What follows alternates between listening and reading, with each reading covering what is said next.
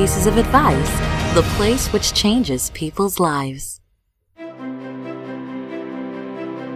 Gary R. Renard, the best-selling author of The Disappearance of the Universe, Your Immortal Reality, and Love Has Forgotten No One. He became a successful professional guitar player, but during this time in 1987 he heard a calling and began to take his life in a different direction. At the beginning of the 1990s, he moved to Maine, where he underwent a powerful spiritual awakening. As I instructed, he slowly and carefully wrote Disappearance over a period of 9 years. He's done hundreds of radio and print interviews, appeared in 7 documentary movies, won the Infinity Foundation Spirit Award, created a TV series based on his book, developed the largest A Course in Miracles study group in the world. He had his book published in 22 languages, including China, where he will be traveling to speak soon. Ladies and gentlemen, welcome, Gary R. Renard. Today with me is Gary Renard. And I'm really thrilled, and I'm really happy, and I'm really honored because for you who don't know, I actually read the first book of Gary when I was 21 years old. Disappearance of the Universe is a book that actually took place over 9 years of my life, from the very end of 1992 to the very end of 2001. And it started when I was in my living room. I was meditating, as I used to do. I'd been on a spiritual path for about 14 years. And I got very good at meditating. And I was meditating in my living room. I was alone, lived in this house in a very rural place called Poland Spring, Maine. And there weren't a lot of people around. I think there were more deer than there were people. But I opened my eyes, and there were these 2 people sitting on my living room couch. They looked really good-looking people, and it was surreal. You know, I'm thinking, what, have I been meditating too much? Or, you know, this wasn't your everyday experience. It was very strange.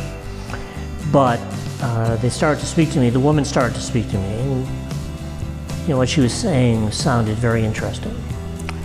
And they explained that they were going to appear to me again in just a week. I didn't know if I believed them or not. Their first visit was actually the shortest. So at the end of the second visit, they told me I was going to start studying the course. And I went to buy my first copy of the course a few days later. And I picked it up and I started to read it. And it was like, what the hell is this? There's a very important law of the mind that the course articulates. It says, as you see him, you will see yourself. Whatever you think about another person is actually going to you, not to the other person. Because there isn't another person, there's really just one of us. The reason that people keep coming back here over and over again is because of guilt. You know, they don't know it, but when you have that, some people call it like the near-death experience, it seems like a really great experience at first, and it feels good because you're weightless and you don't have pain associated with the body. That's a good experience. And in the near-death experience, people describe it as being great, and then they come back here and they tell you how great it was, but they can't tell you the whole story. So it's possible for your mind to completely join with God's in a state of perfect oneness.